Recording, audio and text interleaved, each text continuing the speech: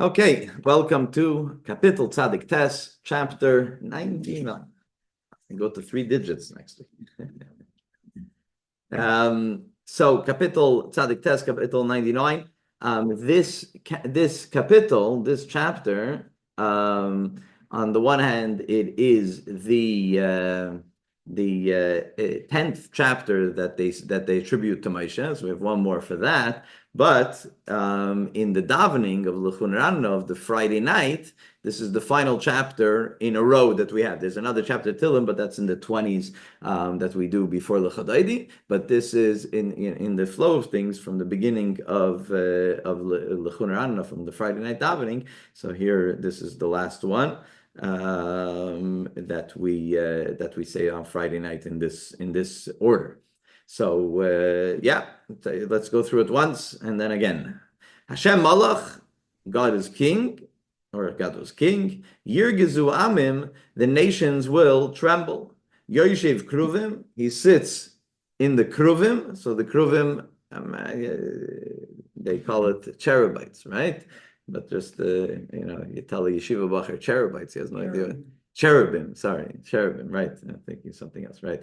Thank you. So what is it? It is the faces and the form of the children that was on top of the Aron that was in the Holy of Holies, right? So that's the Kruvim, the cherubim. So Yoshev Kruvim sits by the Kruvim. Tonut Haaretz, the earth quakes. It's actually, I saw a commentary mention, it's the only time that this Hebrew word is used in the whole Tanakh. Tonut over here. Pasuk 2.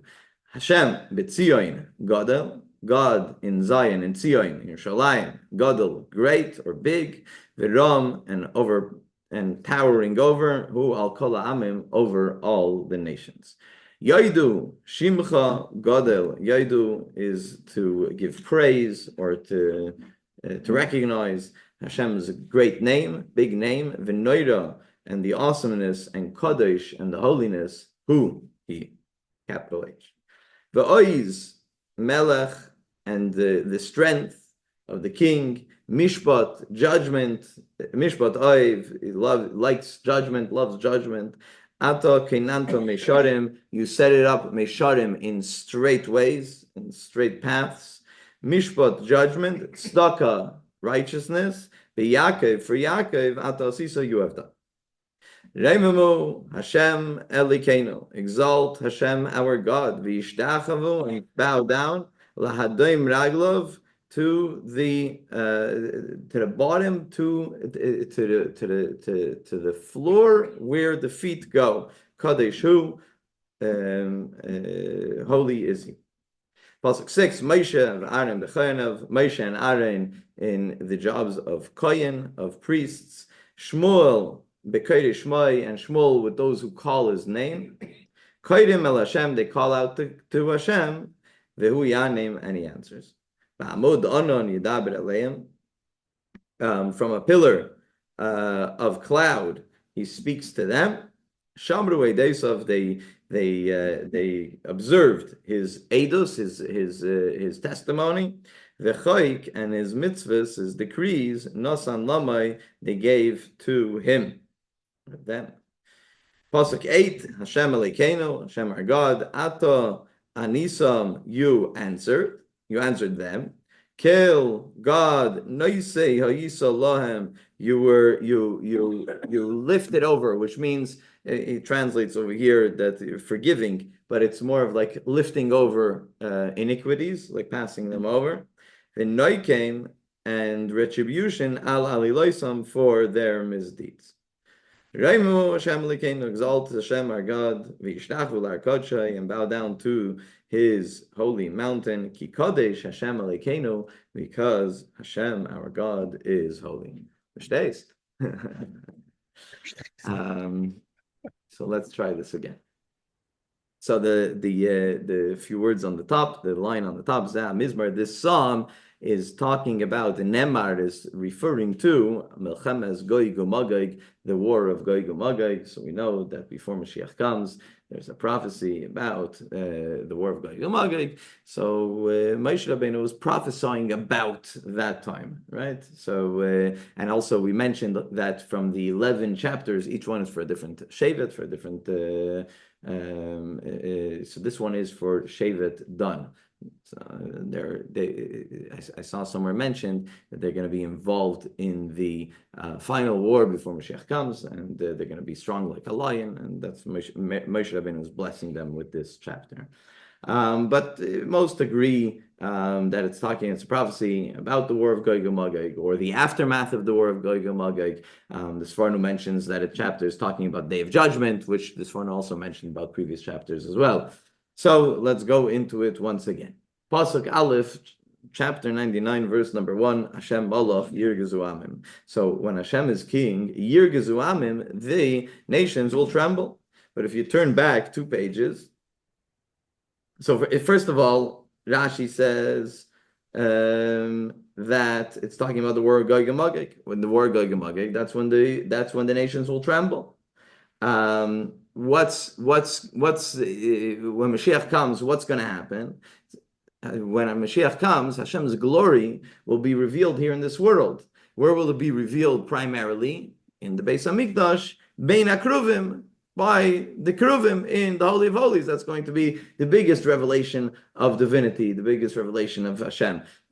So therefore, that's what it's talking about when Mashiach comes, the revelation of Hashem, and therefore Hashem Malach, therefore Hashem will be king, will be recognizable that Hashem is king when Mashiach comes, etc., etc.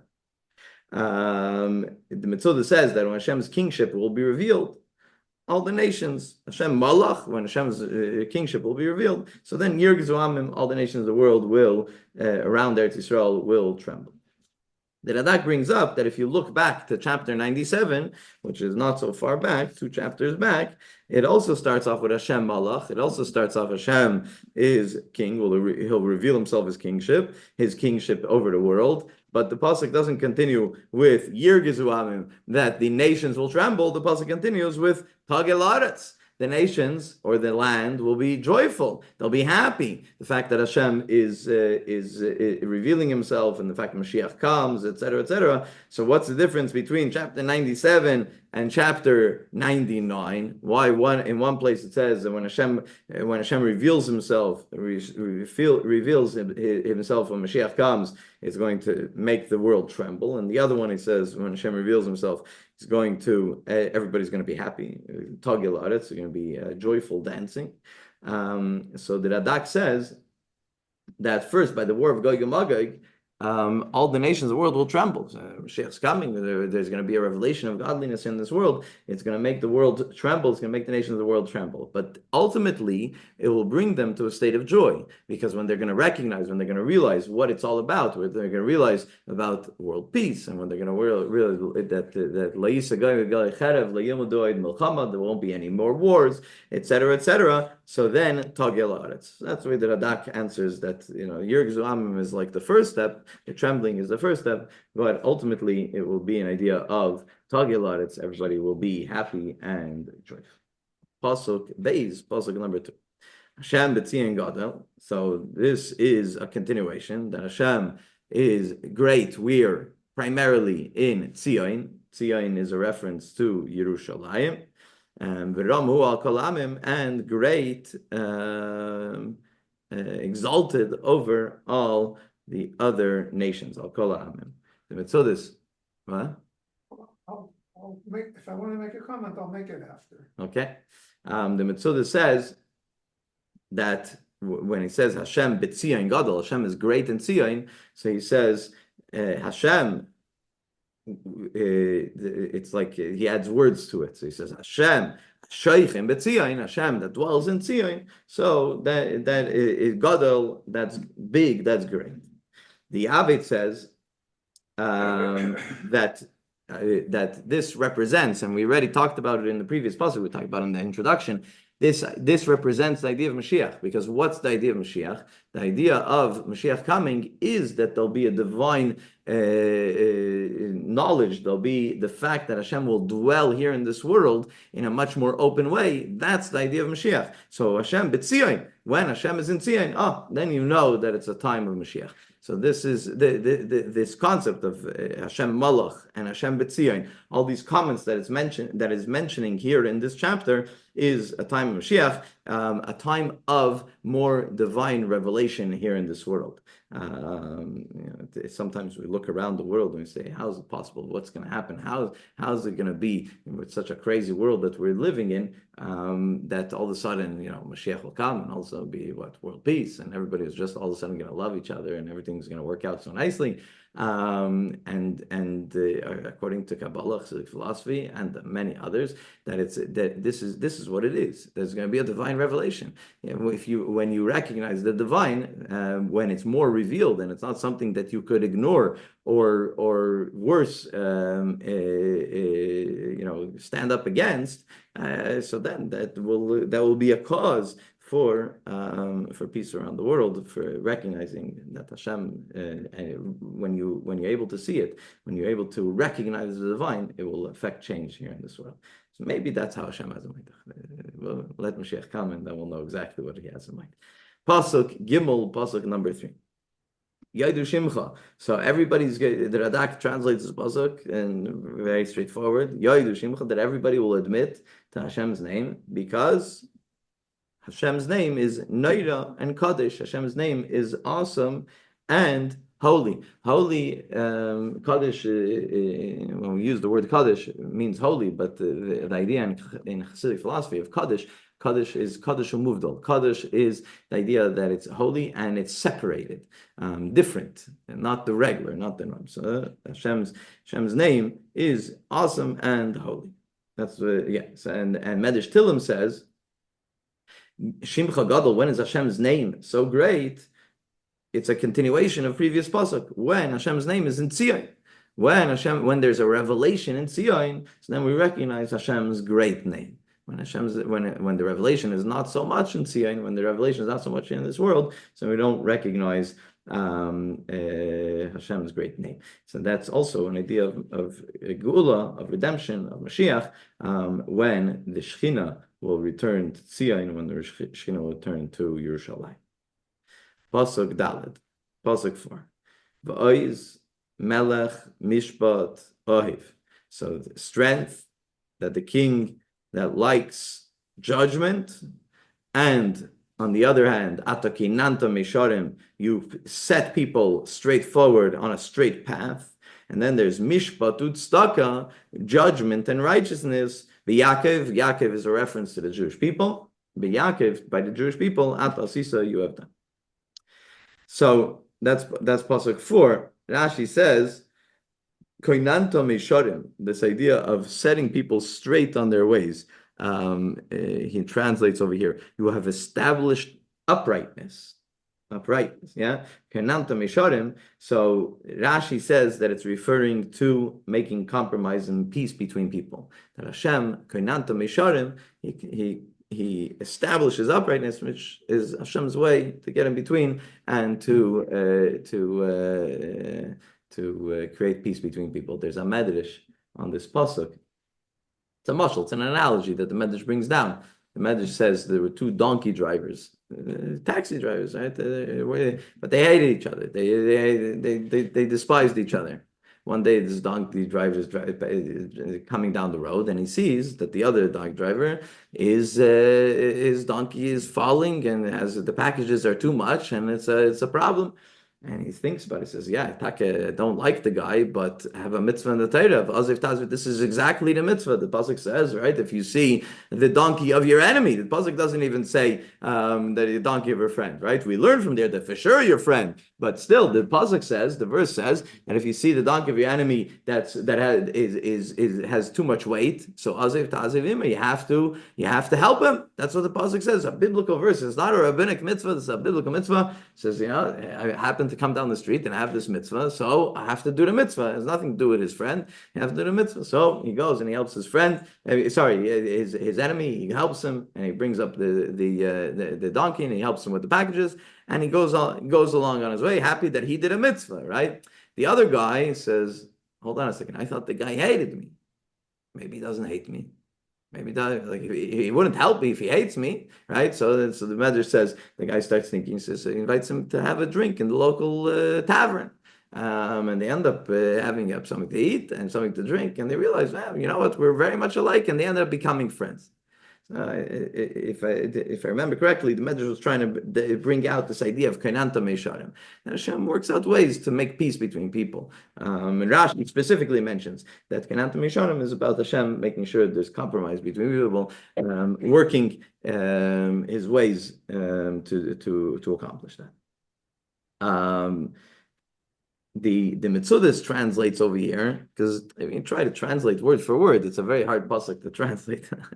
So the Metzudas over here translates that the judgment, that mishpat, the judgment of Torah, and the tzedakah, the righteousness, so the judgment in Torah and the righteousness of Torah, Yaakov, you gave to the Jewish people, right? You gave to the Jewish people. Ata Asisa, that's the work of your hands. So this translates it that way. So he says that Mishpat and Tzedakah is talking about Torah and the information in the Torah, whether it's the laws in the Torah or the righteousness of the tzidkas of the Torah, the righteousness in the Torah. Mamlayis brings down that usually a king, the power of a king, what's the power of a king? The power of a king is usually to mete out judgment, right? The power of the king is that he reigns and he could mete out judgment for the different things that are going on in his kingdom. Here, the psalmist is thanking Hashem that he gave the Yidden the Torah, right? So that he gave B'Yaakov, he gave to the Jewish people, he gave them the Torah, and by extension, mishpat and tzedakah, so it's rewards righteousness to the tzaddikim, and to the Rishayim, to the evildoers, what they deserve. Mamlei is more on a level of drush on this pasuk. The Mamlei also continues, and he says, brings a mashal to understand some of this chapter, an analogy to understand some of this chapter. He says, there's a very powerful king and a king that everybody was afraid of. All of a sudden, he announced that he is going and he's going to travel to a town. So people in the town originally get a little nervous and they don't, the king is coming, it's not going to be good, etc., etc. But one of the elders say, no, this is a guy that cares about us. Yeah, he's strict about the letter of the law, but last time he came, he arranged to create that road, he did this, he did that, right? So ultimately he cares about us. Don't get nervous. On the contrary, when he showed up last time, it was good for us. And the Nimshal, what we learn from that analogy is obvious, that when Hashem's coming down, when Mashiach comes, and there'll be a more of a divine energy here in this world, more of a recognized divine energy in this world. So in the beginning, Yirgzu Amim, as the first pasuk says, right? The nations are going to tremble. But ultimately, they're going to recognize that Hashem is about mishpat and tzedakah, about judgment and righteousness, and it's all for our benefit. The Rebbe talks about this pasuk and he says, it's interesting. Mishpat and tzedakah are really opposites, right? What's mishpat? Mishpat is judgment. Judgment is the letter of the law. It's going to be this way, and that's it. And if you step your foot out of the law, you could get punished. And if you keep to the letter of the law, you're good. Righteousness, tzedakah, tzedek, righteousness, that's something else. That's something very, very different. So the Rebbe says that there's two ways that we can ask Hashem for what we need. When we daven to Hashem, and we need something, we're asking for health, we're asking for nachas, we're asking for parnasa, whatever it is that a person is asking, there's two ways a person can ask. There's a way that a person can ask and say, Hashem, I've been such a good person. I showed up to Torah class. I davened this morning. I helped. I gave tzedakah. I did this. The list of the good things that I have done, and therefore asking Hashem to be blessed in return. That's one way we ask Hashem. And that is a level of mishpat, the judgment, right? You did this and you deserve this, and that's mishpat, that's judgment.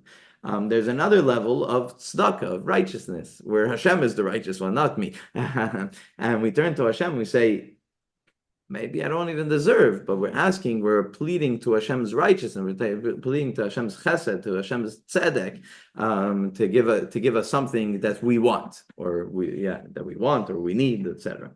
And the Rebbe says that even a person that is on the level of mishpat, that is a level of judgment, like he's a good guy, he's a righteous guy, he does the right thing, and therefore he deserves. Such a person, if he's truly humble, so he'll ask in a level of tzidkas, of righteousness, right? Because he doesn't believe that he deserves, right? So he's going to ask and say, I don't deserve, but nonetheless ask Hashem for X, Y, and Z, right? So the Rebbe says that when it comes to judgment, so then it's very square. You did this, so you get this, right? And the pasuk even sometimes tells us, you do this mitzvah, you get this reward. So it's square, and there's limitations when it comes to that. But on the level of tzidkas, on the level of righteousness, there's no limitations. So on the contrary, we should focus on this idea of tzedakah, of Hashem's righteousness, because on that level, there's no limits. Hashem could give and give and give. May Hashem Taka give to all of us that need, what we think we need, what Hashem knows that we need, that we don't even know that we need. Hashem should take care of us like He always has. Pasuk number 5. Raimemu Hashem Elokeinu. Exalt to Hashem. It's like a praise towards Hashem. And then it talks about to bow down to His footstool. What is it? Yeah, Hashem's foot. What are we bowing down to Hashem's foot? What's going on over here that all of a sudden we're talking about bowing down to Hashem's foot? What kind of foot are we talking about over here? The Metzudah says that it's a mashal, it's an analogy to Hashem coming down from above, and when Hashem comes down from above, his feet come down to the ground. Hashem, the idea of the divine coming into this world is not a hovering idea, it's an idea of coming down fully into this world, all the way down to the ground, where your feet touch the ground. So just like feet touch the ground, Hashem's divine energy that's going to come down when Mashiach comes, the extra divine energy, the recognizable divine energy, is going to be coming all the way down. Yeah. The point of a footstool is your feet should not touch the ground. A footstool is a low, right, very low bench. And so the kings were honored in that even their feet, like an ottoman, right, like we use an ottoman today. Like a relaxed chair with a footstool. Yeah. God forbid you should touch the ground, you should dirty your feet. Right. You know, that's what a footstool is. Right. Or if it would say bow down at his feet, that's a different story. But I have trouble with that, the way you interpreted it. Okay. The Mamlayas, I mean, and it's more of the pshat over here. The Mamlayas brings down that it's in the flow of things.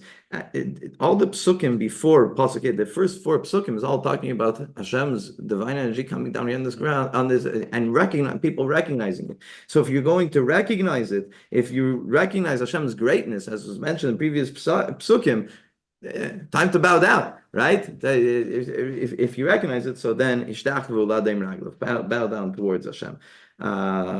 It's interesting because Mamlez also mentions that it says to the footstone, to the feet, right? To the footstone. So the Mamlez says that people are going to come. In the beginning, we said Yeshiv Akruvim. Hashem is where? In the Beis Hamikdash. That's where there's a bigger divine revelation. So people might come and say, "Oh, that's where." So we're going to bow down towards the Beis Hamikdash. So comes this pasuk and says, "No, it's towards Hashem, not to the Beis Hamikdash, not specifically towards Hashem." No. Pasuk Vav, pasuk 6. Moshe and Aaron bekoyanav. So is Moshe a kohen? Not only that, it should be Aaron the Moshe. Yeah. Why does Moshe put himself with the Kohanim? He belongs with Shmuel. Right. Yeah. With the prophet. So that's one question. Yeah. Any other questions on this pasuk? Well, out of all the prophets, out of everybody, you mentioned Shmuel. Like, who's Shmuel already? I mean, Chas v'Shalom, Shmuel is very important. Shmuel spoke with Hashem. Yeah, all the prophets, and Eliyahu and Navi didn't. I'm just throwing out a random one, but I'm just saying, like, out of all of them, they picked Shmuel, which is interesting. It's right. Moshe and Aaron, we can understand. At the beginning, they took the Jewish people out of Egypt, a little bit more famous, etc. I can understand why he put himself with Kohanim. Right. Yeah. So the Metzudas, so again, Moshe and Aaron, Bekoinav. Shmuel, Bekedesh Shmai, Shmuel, prophet, right? Bekedesh Shmai, calling out to Hashem's name, and Vuyanim, and Hashem replies. Okay, so that we know that the prophets, Moshe, Aaron, Shmuel, and others, that Hashem responds to them in the right time. So, but Who was what they're Shmuel's mother? talking, Who was Shmuel's mother? was Chana. Ah, and Okay. The how did mother she of end all up getting? prayer, where we How learn, did, yeah. how Okay, did she so end up getting Shmuel? Anyway, yeah, I'll tell you, there's a fascinating Medrash Shmuel. You brought up Shmuel's mother. There's a Medrash Shmuel that says that there was a Baskel, there was a heavenly voice that came out and said that there's going to be a Shmuel that's going to be born. He's going to be a prophet. The Medrash says. So what happens? What do you think happens when something like that happens? Every woman called a kid Shmuel. Every boy that was born, they called him Shmuel. So maybe this one, right? But the Baskel, that heavenly voice continued going. It went on for more. So they realized, okay, so he wasn't born yet. He wasn't born yet. He wasn't born yet until Shmuel was taka born. And when Shmuel was born, the Baskel stopped. So the Baskel, that heavenly voice stopped. But it says in the Medrash that all the kids that were called Shmuel, they also had some prophecy. They called them Bnei HaNeviim, the children of Neviim, of prophets, but they had some sort some sort of prophecy. So the Medrash learns it here in this pasuk because the pasuk says, so Moshe B'Aaron B'Chainav, but then it says Ushmuel the Keri Shmai. Shmuel, anybody who's called that name. It's Shmuel coordinated Shaul and David, no? Yeah. King David and Saul. Yeah. But he lived a short life. Sure. Yeah. He was brought up under Eli, right? Exactly. Eli Akain. The fascinating story. Gets up at night, he heard somebody calling his name. He goes to Eli, he says, "My master, what do you want?" And he says, "I didn't call you, go back to sleep." Right. Gets Comes called again, yeah. comes again, "My master, what do you want?" "I didn't call you, go back to sleep." The third time he says, "Go back and listen. If you hear the voice again." Listen, it's Listen. Hashem. Exactly. Yeah. Exactly. That's the kind of guy Shmuel is. Exactly, just for reference. That Eli didn't hear it. Eli was his mentor. Eli was his Kohen Gadol. Yeah, and Gave him smicha. exactly. Yeah.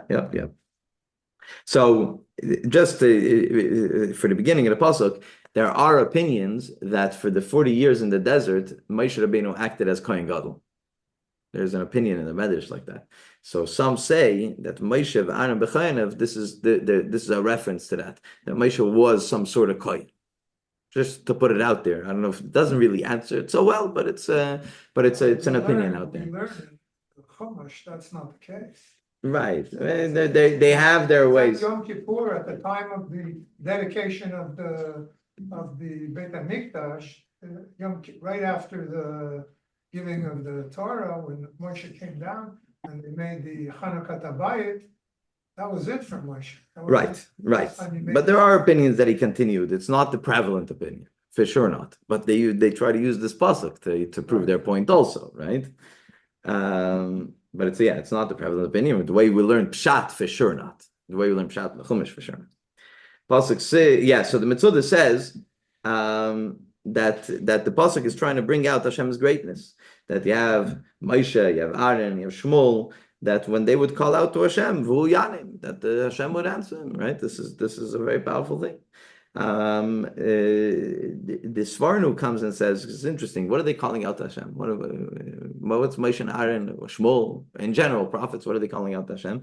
So he says that V'hu Yanim is only when they were calling out to Hashem for others, not when they were calling out for themselves, when they were calling out because someone needed help, whether on a grand scale, all the Jewish people, whether it's individuals. So when they needed help, when they needed something, but they weren't asking for themselves, that's V'hu Yanim, when they were davening on someone else's behalf, that's when they were answered. And by the way, there's famous Gemara that that there's that whoever prays on behalf of their friend, they're going to be answered first. I remember someone that I know in the Chabad community is a musician. He's saying he's when I was a kid in camp, he sang this song. And this long story short was that him and his wife didn't have children, and a friend of his also didn't have children. So there's a Gemara that you should daven for your friend. So he decided, so they made a pact together that every day they're going to daven for the other one, not davening for themselves. To have children, they can daven for the other one. And there's this guy in the song that he wrote. One day, all of a sudden, his wife's pregnant, and he feels terrible. So how's he going to tell his friend that that his wife got pregnant? And he's waiting. He's not sure. How does he tell him? One day, soon it's going to be visible, and everybody's going to know. And he wants to tell his friend before. And comes his friend. He says, I want to tell you for a while. I just don't know how to tell you. My wife. And the guy says, my wife too. This is someone that I know. It's like, daven, that's what happens. So daven the Svarno mentions that over here it's referring to prophets that daven on behalf of others. Okay, so that is Pasuk 6, Pasuk 7. They were spoken to through columns of clouds. Hashem spoke. Hashem spoke. What did Hashem speak? The Mitzvah says Hashem spoke about the fact that they kept the mitzvahs, right? He spoke that what? That they followed the testimonies, they observed the testimonies and the decrees, the different types of mitzvahs. The Sforno actually says that they kept edus and chukim even if it was just given to them without any calculations. It wasn't like doing it because of this reason or that reason. They did it because that's what Hashem wanted from them. The Mamleis adds that said they kept edus as if they were chukim. Like when you do a mitzvah. Why doing the mitzvah? We've talked about this recently in another class. Why are you doing the mitzvah? People say Shabbos is a beautiful mitzvah. That one day a week that you spend time with the family, that you put away electronics. They call it an island in time, such a special time. And you tell it to someone that has no clue, a non-Jew has no clue about anything, and he hears about Shabbos, like, wow, that's beautiful and that's fascinating. Is that why we keep Shabbos? No, we keep Shabbos because Hashem wants us to keep Shabbos, even though it's an edus. It's a testimony. There's a reason for it, but ultimately, why do we do it? We do it because Hashem wants us to. So this is the praise that Hashem gives to Moshe, Aaron, and Shmuel, that Shamru Eidesav. They kept the edus as if it was a chayk, the chayk nasal name, as if it was a chayk, as if it was a mitzvah without any reason that just Hashem wants. Pasuk 8, Hashem Elokeinu, Hashem, you answered them and you carried their iniquities and gave retribution for their misdeeds. So Rashi says about the retribution, about v'noikim ala liloisam, that we're talking about Mei Meriva. It's talking about Moshe and Aaron by Mei Meriva. That when they did something wrong, they got punishment. Even though we're not talking about, to me, someone that did something wrong. We're talking about Moshe and Aaron, say that Hashem, when they called out Hashem answered. They had access, etc., etc. But still, when there was an idea of mishpat, Hashem, there was judgment. And by Shmuel also, so we mentioned before that Shmuel, he passed away young. So it's brought down from our sages that he didn't educate his children properly, and that's why I don't know if you remember the stories. His kids used to go with pitchforks and take the meat and stuff like that. No, there was also Shmuel's. Yeah. Anyways, that's what it says about Shmuel. There is something about Eli's kids also. Kids. That's why they wanted a think. That's why they wanted a king. Oh no, maybe they said that about Shmuel. Yeah, you're getting old, and your children aren't following in your ways. We want a king. Right. So it says that he died young because of it, because he didn't make sure that there was a continuation in the next generation. So that's the tzad hashava, the common denominator between Moshe and Aaron and Shmuel in this case. That on the one hand, such great leaders and such great prophets, But on the other hand, they were punished for the things that Hashem felt they needed to be punished for. It also does say that they called upon Hashem and he answered them. And if that's not sound enough, it repeats it in the next pasuk, the exact same thing. Yeah, Hashem, our Ata God, Nisa, you you answered answered. them. Yeah, So it has something to do with God answering these three individuals, right. I guess.